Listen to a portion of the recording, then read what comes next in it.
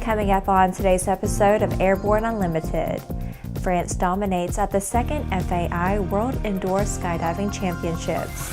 FAA proposes total ban on laptops and checked baggage on international flights. Boeing may double 767 production in Everett, Washington.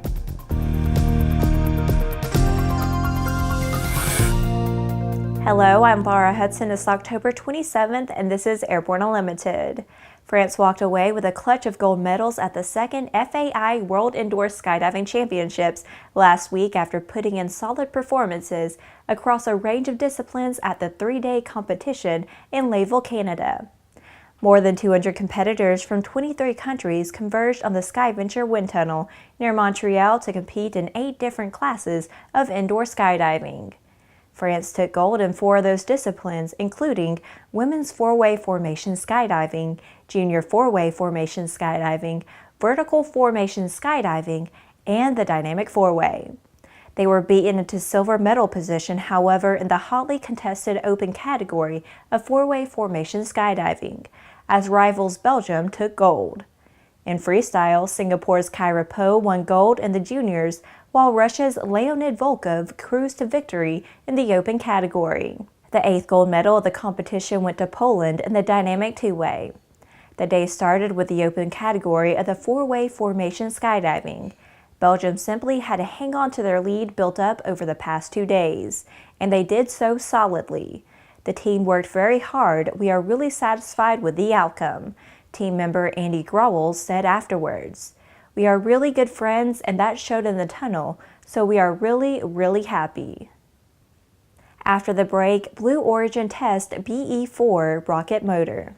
In collaboration with NASC, introducing Sonex Aerospace, bringing you the Taros Group 4 UAS, the redesigned Tiger Shark Block 4, and the Subsonics Twin Jet UAS, all derived from flight-proven manned systems, not concepts, real aircraft. More at sonexaerospace.com.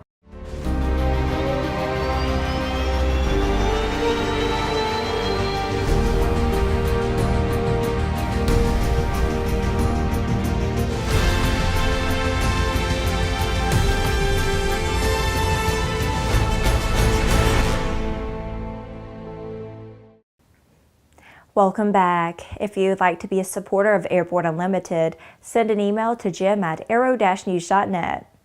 With so much news coming out of the aviation industry, we're summarizing some other interesting stories in a brief segment we call Around the Patch.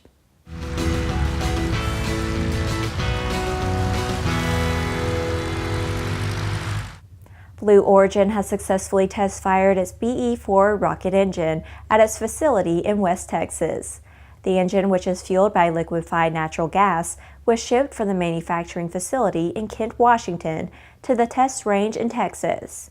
Jeff Bezos tweeted on October 19th that the engine test fire was a success. The engine will power Blue Origin's orbital-class New Glenn rocket, which will be built at the company's factory in Florida near the Kennedy Space Center. The New Era Alliance has hired Major General Mark F. Hoot Gibson as its new Chief Executive Officer.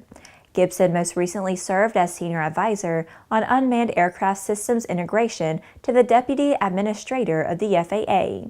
He begins November 13th and will oversee the organization's effort to safely integrate UAS into the National Airspace System. There have been multiple attempts to determine the best way to preserve the Apollo lunar landing sites. 2 scientists have been working to protect such sites.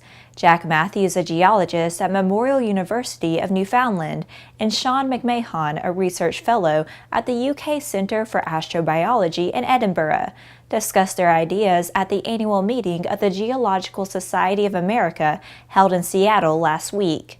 Their ExoGeo Conservation Treaty is reportedly modeled after the Antarctic Treaty that sets aside the bottom of planet Earth as a natural preserve. Western Aircraft is now offering one-day 100-hour inspections for Pilatus PC-12 aircraft. Western Aircraft, a Pilatus Authorized Service Center, performs more than 250 PC-12 inspections annually. An average 100-hour check on a Pilatus PC-12 takes approximately 3 business days. Well, that's it for today's trip around the patch. Now let's move on to the rest of the news. Okay, this sounds like a nightmare. The ICAO will consider an FAA proposal to ban laptops and checked baggage on all international flights due to concerns about fires caused by lithium-ion batteries contained in the devices. The agency recently published a paper with results of testing that shows that when the batteries overheat, they can cause fires and explosions when packed with combustible materials like hairspray and dry shampoo. Such an explosion could put the entire aircraft at risk, depending on the aircraft, according to the report. According to the FAA document included with the ICAO report, the FAA Fire Safety Branch has conducted 10 tests utilizing a fully charged laptop computer inside a suitcase. The suitcases varied in construction and in the density and types of items inside, as well as the construction of the outer case. A heater was placed against the lithium-ion cell in the battery of a laptop to force it into thermal runaway. The FAA paper does not say whether the ban should also be extended to domestic flights. The agency sees this as a global issue that should be addressed by the UN. After these messages, Boeing may double 767 production in Everett, Washington. There's a difference between charting a steady course and pushing for the ceiling. And for nearly a century, Hartzell Propeller has been defining that difference. It's in our passion for engineering and research and our dedication to testing the limits of performance. We are built on honor. We are Hartzell Propeller. The Bristol Light Sport aircraft is what you are looking for. The Bristol is wider than a Cirrus, faster than a Skyhawk, offers more storage than a Husky, and comes standard with Garmin avionics. So what are you waiting for? Visit Bristol.com to find out how you can get into a Bristol today. Welcome back. Boeing is reportedly looking at the feasibility of doubling its production of 767 airliners in Everett, Washington, amid rumors that some major orders may be in the works. The planemaker is getting input from both employees and suppliers about their ability to deliver twice the number of airplanes as are currently coming off the line.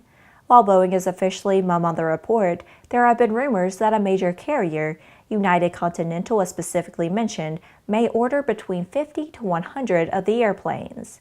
Boeing has not produced a passenger variant of the 767 for years. If the order comes through, it could provide work on the 767 production line for several years. United currently operates 51 Boeing 767s according to the report. 16 of those airplanes are 25 years old, according to planespotters.net. The carrier is also flying 77 Boeing 757s that average about 20 years old. There may be a market for additional 767 freighters as well. Some analysts believe Boeing may be working on a deal with Amazon to build 100 767 freighters for the online giant's primary cargo fleet. Well, that's our program for today. Remember that Airborne Unlimited is streamed Monday, Wednesday, and Friday with additional breaking news bulletins for important stories that fall outside of our normal deadlines. If you're watching us on YouTube, please subscribe and do check us out on Facebook and Twitter. Get comprehensive, real-time, 24/7 coverage of the latest aviation and aerospace stories anytime at aero-news.net. Have a great weekend and see you Monday.